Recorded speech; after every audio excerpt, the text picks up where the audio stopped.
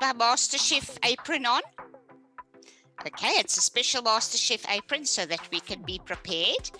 Now, there's my cream soda and some white ice cream, a glass. I'm going to show you a very, very popular South African treat.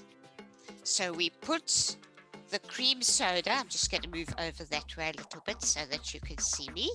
Put the cream soda into the glass, not too much because it can be very fizzy. Cream soda in the glass. We need to take a fork and beat it up a little bit so it doesn't fizz right out of the glass. Okay. Then I take a scoop of ice cream, and you can see how it fizzes. Let's put another scoop in it. Okay, and you can go quite high with the ice cream in the glass.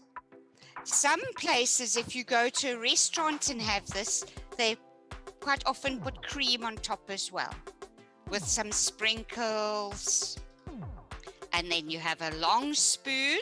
You see the long spoon? You put the spoon in there. And that is your cream soda float.